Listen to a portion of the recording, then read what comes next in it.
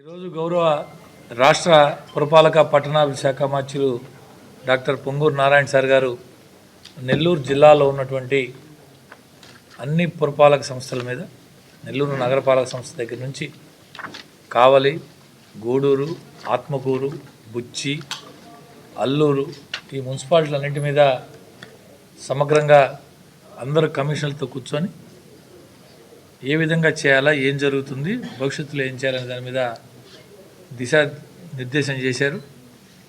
రాష్ట్ర ప్రభుత్వం నుంచి, కేంద్ర ప్రభుత్వం నుంచి వచ్చే నిధులు మంత్రి గారు జిల్లా మీద ఉన్న మక్కువతో, జిల్లా మీద ఉన్న ప్రేమతో, కార్పొరేషన్ మీద ఉన్న అభిమానంతో ఏ విధంగా ముఖ్యమంత్రి గారితో, కేంద్ర మంత్రి వాళ్ళతో మాట్లాడి అనేక పథకాల ద్వారా డబ్బులు తీసుకొచ్చి ఖర్చు పెట్టిస్తున్నారు. దాన్ని ఏ విధంగా చేయాలా అన్ని విషయాల మీద సమగ్రంగా ఈరోజు అధికారులతో చర్చించారు. వారికి పూర్తి స్థాయిలో ఏమేమి చేయాలనేది ఈరోజు అందరు మున్సిపల్ కమిషనర్కి ఆదేశాలు ఇచ్చారు.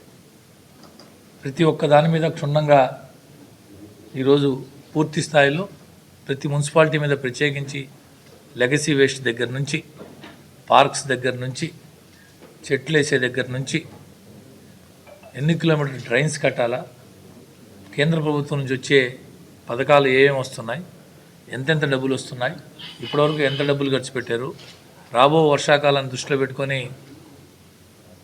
డ్రైన్స్ అనే డీసిల్టేషన్ దగ్గర నుంచి ప్రతి దాని మీద సమగ్రంగా ప్రతి మున్సిపాలిటీ వారీగా చర్చించి వారికి అందరికీ కూడా గైడ్లైన్స్ ఇవ్వడం జరిగింది.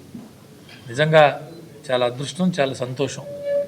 ఇటువంటి పని జనరల్గా అధికారులు పోయి వెంటబడుతుంటారు, రాజకీయ నాయకులు పోయి మంత్రుల చుట్టూ తిరుగుతుంటారు, మాకు అవి కావాలా ఈ కావాలని.